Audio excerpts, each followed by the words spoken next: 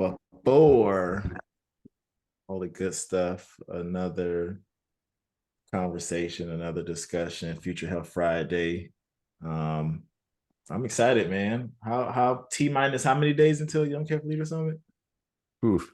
Don't put my math on the spot like that. Exactly. May 16th Gotta through start breaking 17th. out fingers. T plus how many days since you had both hands? I know. It's a beautiful thing. Although if you No look closely, caps. like we still got some problems. That's awesome. I'm excited. How's career? How's life with the company? We went through a long, I don't know if every company does this, but we go through a pretty long like kickoff mode. And so you got sort of company kickoff, then division kickoffs, then industry kickoffs. And so we've had it's been like a lot of prep work and a lot of things, but we ended 2023 really well, global healthcare wise. And so that made my job, and by really well, I just mean timing wise, of a bunch of software deals and a bunch of opportunities, which makes my job of producing sort of internal content and sales enablement and sort of enabling our sales force worldwide on what's happening in healthcare and who we're focused on and all the things. That made my job super easy. So it's sometimes just timing wise, like the end of the year comes, it's a little bit slower. Deals were done in June or whatever. And so when you start kickoff time in January, it's like, shoot, I got to dig a little bit for like what's happening and who's doing what and what's interesting. This has made my job super fun and easy and exciting because there's like a flurry of stuff to dig through. And like, man, we're doing some really cool stuff in regions in Spain with the Ministry of Health of Spain. And so we have some really cool internal speakers for certain sessions that we have lined up. And like, here's what Spain's thinking about in AI and analytics. Here's how they're looking at their regional hospital systems and sharing data in between. And here's what that's going to get them. And here's where the next 5 to 10 years are going to go.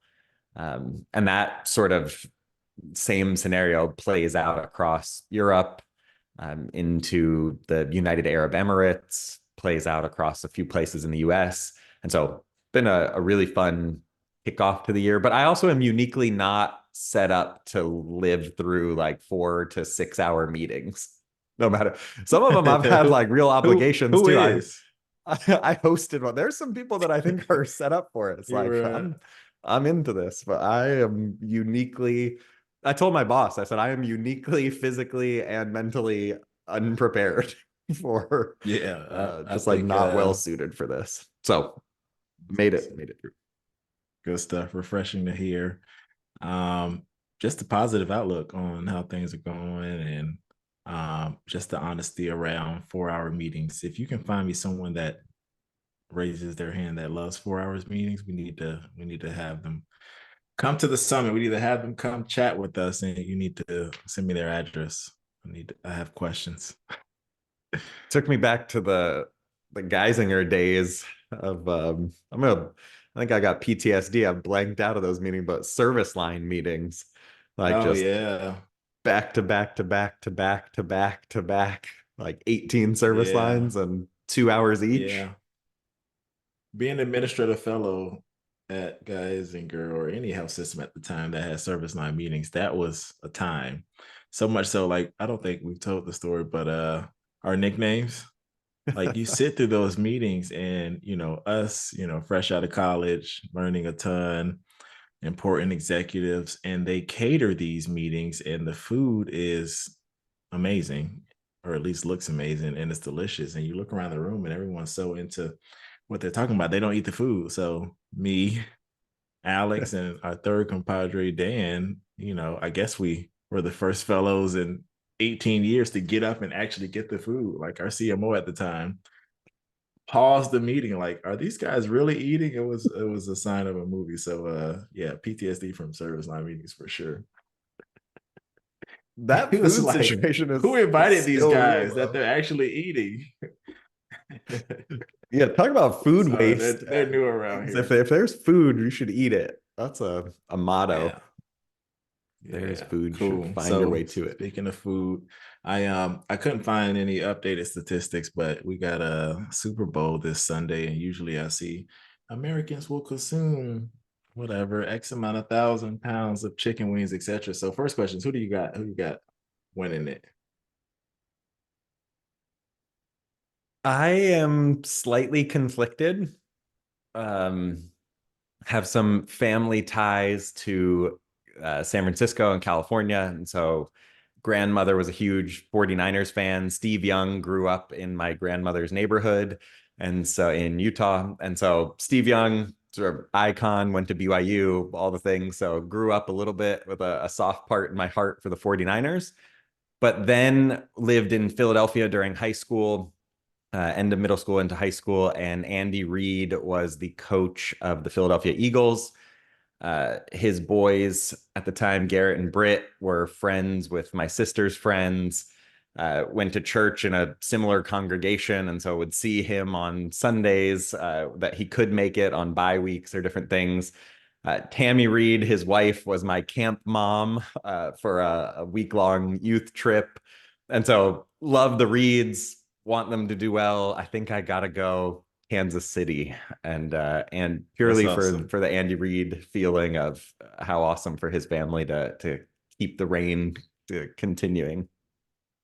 Is that a cover up because you're really a Swifty and you just happen to have that compelling story of the Reeds or what? No, that's actually the crazy the Reed boys actually toilet papered my house in high school. So we Okay. got Okay. got real stories with the Reeds. My No, it's kids are funny. Swifties. Got two of them, Okay. All right. so So you're they'll aligned. watch. Nothing. I love Travis Kelsey. I'm glad you mentioned the Chiefs. Love Travis Kelsey. Of course, Patrick Mahomes is up there in the GOAT debates. Um, Andy Reid just phenomenal. Saw him at Philadelphia. Especially during our time in Pennsylvania. So I'm with you. I think kudos to grandma because I'm going for the 49ers for sure. Okay, I like it. You preface So that I with mean "I'm with you." What kind of "I'm with you" is I'm rooting for the team against you? 49ers. Love what they're doing on both sides of the ball. And I like Kyle Shanahan. I'm a Denver Bronco fan, so I'm a fan of the Shanahan tree. I have no other compelling reasons outside of just rooting for a good football game. If I was a betting man, I wouldn't bet against the Chiefs, but you know, just for fun here in this conversation, yeah, 49ers. You're a hater, is what you are. Of This what? is Of who? that was hate.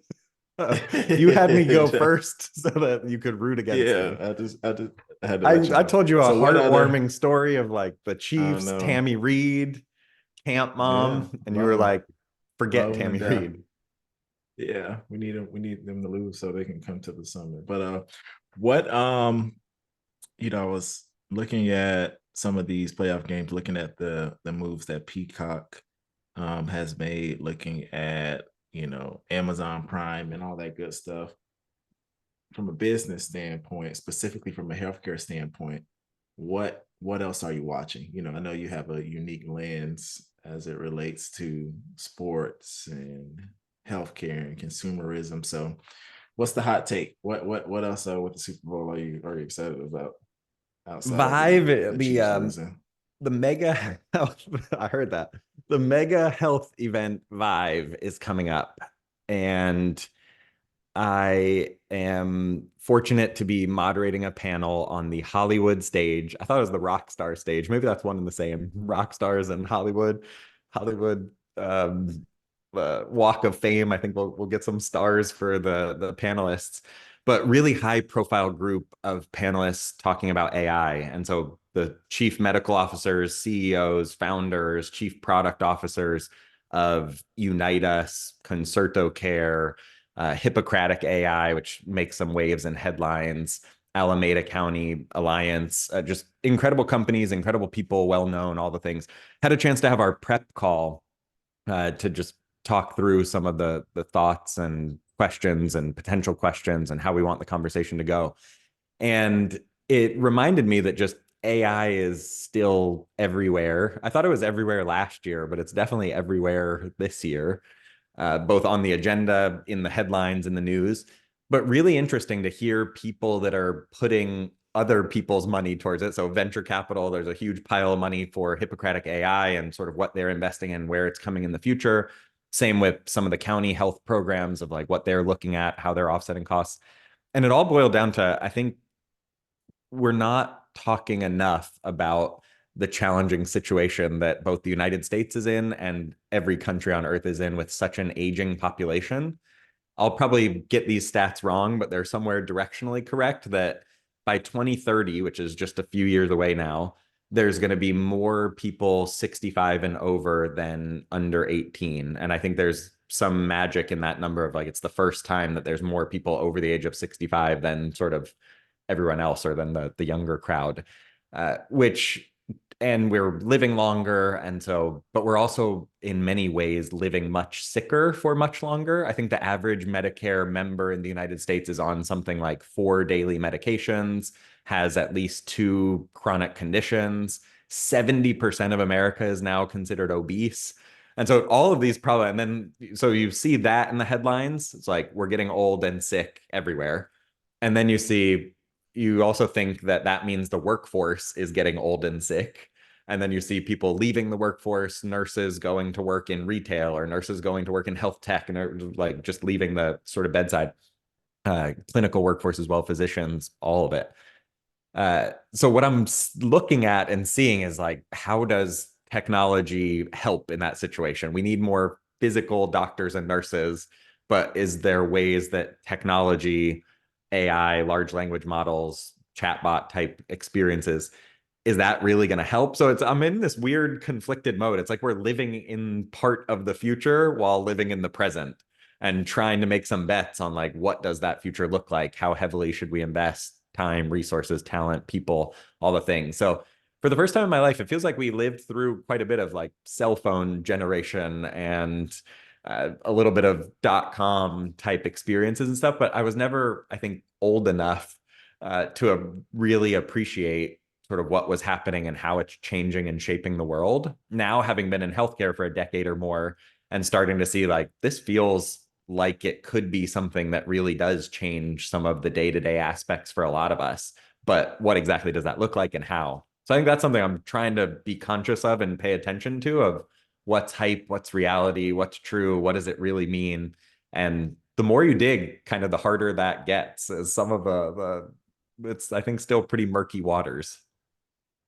Yeah, I'm glad you used the term pay attention. Ironically enough, I was at a Rotary meeting, just, various capacities of serving in my new role. There was a woman who, was raising funds and inspiring and encouraging, but she was, you know, very passionate about Alzheimer's disease and, quoting statistics about just the growing number of individuals that suffer from it. So as you think about the aging population, to your point, also more chronic. So, I think about our conversation with AARP and, the Dr. Chan and that group around aging, but, you know, what does living truly mean? You got something like whatever, 7.5 million, somewhere in that ballpark of individuals that suffer from Alzheimer's. So it's interesting you say that, but back to the term pay attention, as she was talking, it made me think about again what gets attention and what's sensationalized, and the Vision Pro and automating your life and Chat GPT. And when you peel back the onion, there are several groups, several organizations still out here tackling these macro level opportunities, but we don't hear about them, and if we're not hearing about them, there's probably no real money being poured into them, etc. So I think we have a unique opportunity in our roles outside of our day jobs with the Advancement League to try to continue to bridge those gaps. You know what I mean? Like as we talk about the future of health together, I think that's a really good example. You're talking on a panel with folks that are, for sure have several millions in funding to figure out AI. And then on the back end, we also know individuals that are tackling Alzheimer's, tackling aging, in place, tackling companionship, et cetera, et cetera. So real unique call to action for us to figure out how we bridge those gaps. Real important question here. When is the last time you went to the doctor? Yeah. So I went to the doctor, not dentist, doctor, right? Actually, Just to but maybe clarify. like four things: dentist, Okay. eye doctor, physical doctor, like primary care, and mental health. Or if you talk to Eye the doctor. primary care about mental health. Eye doctor never. Literally never. Therapist. Yeah, never. Outside of like getting my eyes tested for a job, which this last time around things were a little shaky. I'm like, what's going on here? That one eye test was a little different. I'm like, And I you had to haven't been shake it back? off. I blamed it on the light. It was the light above the ceiling for sure. It wasn't my eyesight. So all good there, God willing. Therapist a couple months ago, personal challenge to myself was to take advantage of benefits offered to us. So therapist, just having a conversation, trying to feel things out. Uh, Primary care doctor, again, a couple months ago, I was in a wave and just being transparent with you and all of our friends. It was benefits were getting ready to expire. It's like, let me just go get some blood Right. drawn and Yeah. turn things out, etc. So, and then dentists again, benefits were expired. So I was like, you know what, let me go to the dentist. I went and got a cleaning, and I got Smart. scolded by all three providers. Like, you got to come a little bit more than once a year. I got to come Interesting. get your cleanings and all that kind of stuff. But it was refreshing. I can't say that I don't know if I'm going to be a good steward and see them all 3 4 times this year, but I do think that it was eye opening. It was eye opening for sure. Using the word eye opening when you haven't been to the eye doctor It was is a ophthalmology real. eye opening. Yeah. This is gonna make I like everybody knows when I get a microphone, I cry because there's real important things here. But this, I number one, you have benefits again.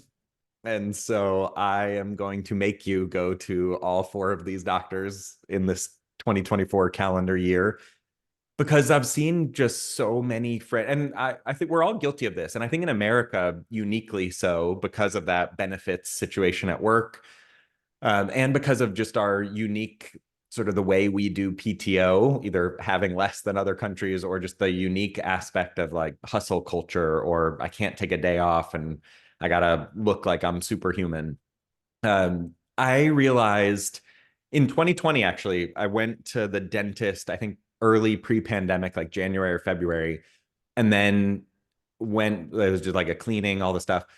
And so 2021 came around and I think it was still kind of pandemic-ish time. And I was like, oh, I'll put off the appointment like 4 more months or whatever. We'll wait for timing, whatever. And then that appointment came around and it was like, oh, work's gotten really busy now. I'm traveling a little bit, like I'll do it again. And then like 2022 comes and kind of same thing. It was like, well, now it wasn't on the calendar. It finally got back on the calendar. The day it comes around or the week it comes around, you're like, man, I have a meeting that 10 or 15 people are invited to. It's really hard to get time with them. Like, I'll just do this appointment again. But whenever you put like a doctor's appointment or a dentist appointment, sometimes it's 3 months out or so. So if you cancel one or try to change it, it's like now you got another. It's not just like, oh, I'll go the next day. It's like now it's 3 months ahead. And if you cancel that one, it's 3 months ahead. And all of a sudden you're like 3 years into this. That same similar story on the eye doctor of just like, I haven't done it. My prescription's the same. I'll do whatever. And then you just you can I think you can get away with that for the most part, uh genetically blessed between like 18 and 30, maybe 18 to 35, but no more than that. And the challenge is if you're more responsible at 25, and if you're fortunate, so many of us are fortunate to have benefits that cover most of the costs. And we also have supportive bosses or supportive teams, people that want to see us healthy and succeeding. And even then, even under best case scenarios, we still don't do it. We still find the excuse of like, oh, I don't need to go. I feel okay. Whatever it is. And just this last couple of weeks have really reminded me and have just friends from different stages of life and places that are in real serious health hardship And some of it maybe wouldn't have been caught earlier, and some of it, obviously, there's things that happen in life that just come out of the blue and you really have to deal with it and it derails you. But some of them also, maybe if they were going at 25 or going at 30 or going at 32, whatever it was, some of it would be like, this is a pretty quick fix. This is weeks of your life, or this is time that you've got to change these lifestyle habits, or you got to take this medication, or you got to go see this specialist. You need a little bit of work. But it's like, in the grand scheme of things, now looking back, those are minor inconveniences and those are hours or days.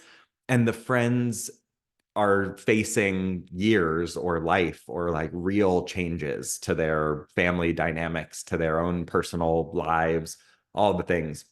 And so just, I hope if one person's watching, if you're on the other side of this thinking like, oh, I'll probably wait till 2024 to get my eyes checked or something, like, there's just nothing. If you really have something wrong, there's nothing that's more important than that. Like, you're going to be, I have a friend just not able to make decisions right now. And so if you're in a position where you can make decisions and you got time and all the things, like a couple hours in one workday, a few times every few months, is just such a different dynamic than the real health issues that can come up. So just, and I think it's particularly for males, as I've talked about this a little bit throughout the week, just with different people, there's so many people that are like, oh yeah, like I haven't gone to the dentist in 3 years, or I haven't gone to the eye doctor in forever. I have no idea what my blood work looks like. I don't know. I feel fine, like whatever it is. And just, it's so sad. Even me, I've gone to the eye doctor. They said like, there's a few things that are concerning. You need to go see a specialist, or you need to go things. When that specialist appointment was made, my first gut reaction, there was a like 2 days later, someone put something on my calendar that was like, hey, here's this prep call for this thing. And it's with a executive that I know it's going to be hard to reschedule. I literally, my first thought process was like, oh, I can change the appointment. Like, what am I doing in my life that someone said, like, there's something concerning, you need to make a appointment with a specialist, you're going to go get this checked out. Like, I'm going to be fine, all the things. But my first thought was like, oh, I can like move that eye exam for this executive. Like, that executive doesn't even know my name, doesn't even, like, zero interest in the future of my life. And this could be like my vision or my blood work, my health, like whatever it is. And so we just gotta figure out culturally how we say my own physical, mental, dental, eye, all the health that I can have comes so much more important than whatever else could be on my calendar. Seriously, man. Especially if you have really no excuses, no limitations, no barriers. Probably said 4 times about benefits. I was reading somewhere that more people are covered with some form of health insurance now, more so than ever with the Affordable Care Act and all of the things. So um, I think that's a call to action that everybody should take. If you're watching the Super Bowl this weekend, I think while you're watching it, go ahead and schedule some visit, either mentally, physically, primary care driven blood work. Blood work is a game changer. I've been Yeah. from a health standpoint talking to doctors. I think more scientists. I saw someone on a different podcast talking about the importance of getting blood work done early, and it just tells you all kinds of story. It really is really important. So good stuff. As you talk through that, we're having this conversation. I want your thoughts on this because I think we have an opportunity, not more so us, but our community, the folks that we know, the doctors that we interact with, the folks in VC, the folks on the pharmaceutical side, um, health tech, to really get the word out more frequently, more often. I know that you are extremely active on LinkedIn. I know that we have an opportunity to have these conversations ever so often, and then once a year for now, we have the opportunity to do the Young Care Leader Summit. So, the question is, what does sharing to the thousands that we have on our email list more frequently look like? Do people still read newsletters? Like, is that still a thing? Or and how do you make a newsletter that doesn't suck? I think it's something that we should explore.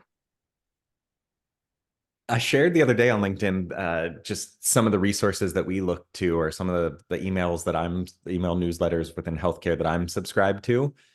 And the reaction was incredible. Number one, sometimes it feels like, and there's some content creators, I would say, within healthcare, or some sort of healthcare influencers, whatever you want to use the word.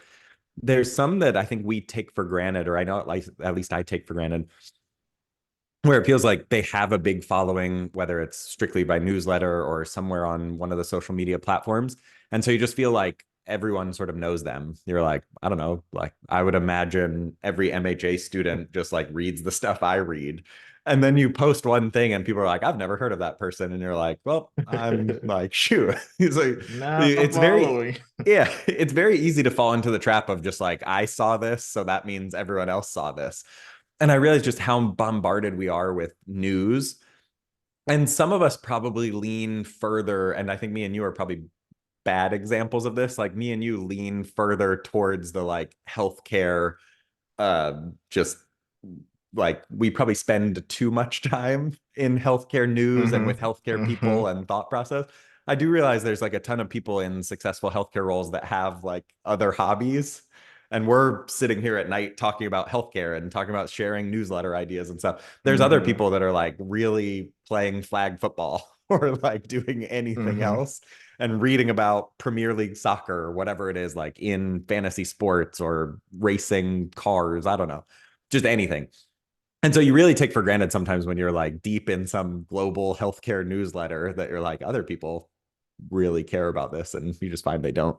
But some of the reactions were interesting. I said there's a lot of what I see right now is very business focused, and obviously rightfully so. There's a lot of people that are interested in investing, or there's a lot of people that are interested in the strategy side of their business. But I feel like I'm probably inundated. I have too much of like, here's the latest merger, here's the latest company financials, here's how this money flows within the system. All well and good. Sometimes I feel overwhelmed because I don't know what to do with that information. It's like, awesome, United made a crazy amount of money last quarter, and here's the ways they did that, and here's who, and here's how, and here's where who's getting paid. And it's like, I don't know, like, thank you. And I just spent a long time reading about that, and I don't know who to tell now. Um, but I obviously serves an audience, and it's good to be informed and all the Yeah. things. The three newsletters I said that I wish existed that don't. One is the wildly optimistic one, and so I said, I would love, it seems like there's just enough healthcare pessimism out there that I would love one Hmm. to be like, here's a new company, here's why we're rooting for it to succeed, or here's the best case scenario, here's interesting existing company, what they're doing that you might not know about, here's a program, here's a person, that type of thing. The second one is I said there's a lot of healthcare content and there's a lot of travel content. And I don't know that those two have mixed like I think they could. I think there's someone that has the travel perks and that has that lifestyle.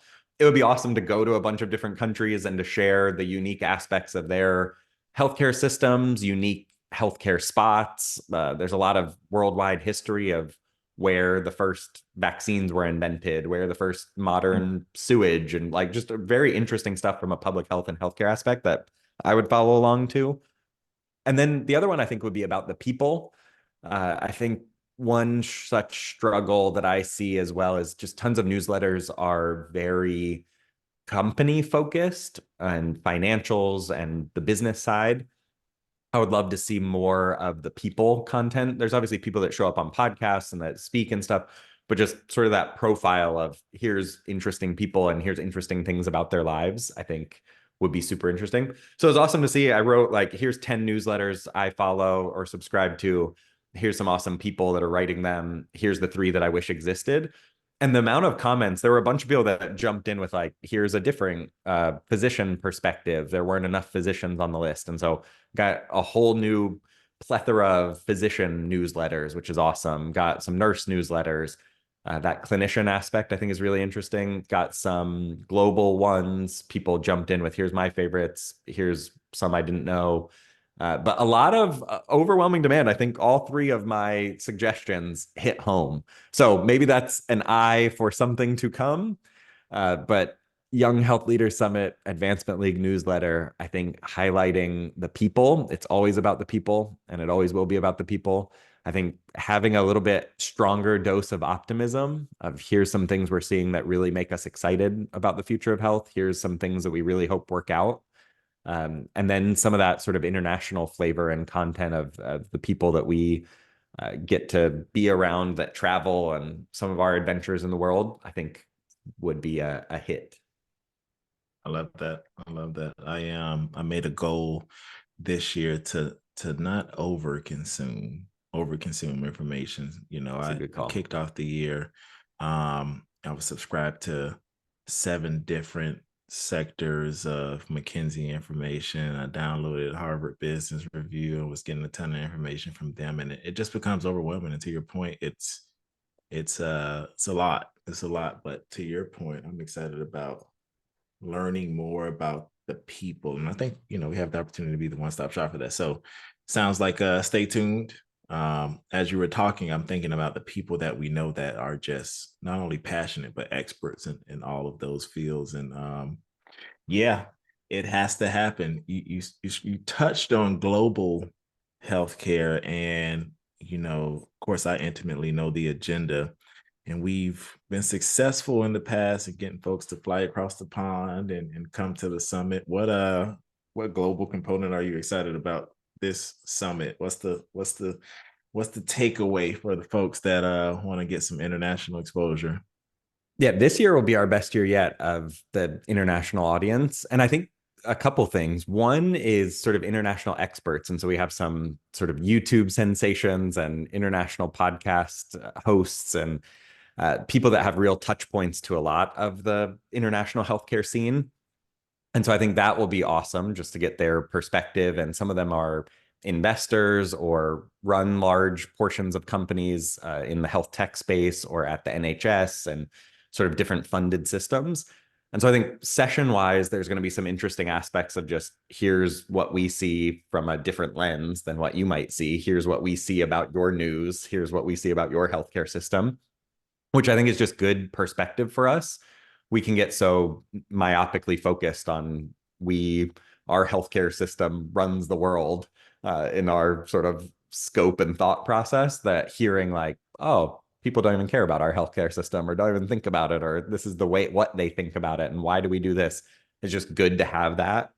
And then the other one, really excited to have Dr. Dylan Attard from MedTech World Summit. They have an incredible event, an incredible platform. They invest and bring together the startup community and the venture capital community globally. They have an awesome road show going on in all the big cities, so the Milans and Barcelonas and Saudi Arabia, just an incredible road show and things. And so having some of their leadership and having some of that sort of event platform from a global standpoint, I think starts to put our community into that scope and realm. And so I think it opens up future speaking opportunities. It opens up future attendance opportunities that you didn't know about. It opens up just a whole new network and thought process. So connecting to the people that are connected to the people is going to be so fun. I think Miami's a draw, and so it's like international city. We've got a few people coming down from or coming up from South America, and so Chile, Brazil. It's going to be, I think, really exciting and interesting. I think the format that in our experience, the format that we've put together of just name badges that are blank and you get to put whatever you want on. And so if you say, I host a podcast, I'm looking for guests or looking for my next role or want to be helpful by doing XYZ, and here's my first name. Um, Casual clothes, the setting where bright pink and yellow branding and couches and more sort of intimate feel is going to really open up that opportunity to say, hey, you came from Brazil, you came from Barcelona. Like, what is going on there? And what is that about? And how could I learn more? And could I come visit you? And what should I do if I'm there? And like, that's just opens up the world to so many people, which is truly, truly exciting. Yeah, I love that. The word that you used, after you use the word myopic, which I don't know, I think you're I've been going to too up many in eye the doctors. vocabulary there. You've been eye doctor, got Vision Pro coming out, you got it all going. So, but the word you used on perspective, think I would offer exposure. Sometimes it's the intangible energy that you get from just being exposed to different people, different cultures, and in this case, different countries. I was listening to Yeah. someone talk about their latest visit to, Abu Dhabi and Saudi Arabia and the UAE and Qatar and just the innovation and the frequency and just how it fuels just new energy, new ideas. There are a lot of folks that feel like, when we think about true innovation that adds value, that it's not going to come from the United States of America. It's going to come from some of these developing countries that have nothing to lose. So I think that from a healthcare standpoint, particularly in our seats, we owe it to our folks, the folks that will be, running this country from a healthcare standpoint, if not the next 5 years, certainly the next 15 years, to start to build that into, how we think about ideas, how we structure events, etc. So a lot of homework items following this conversation, specifically in the realm of newsletters, global health, going to the doctor, and rooting for the 49ers. Let me know if I missed anything. Go get blood work done and go Chiefs. Yeah.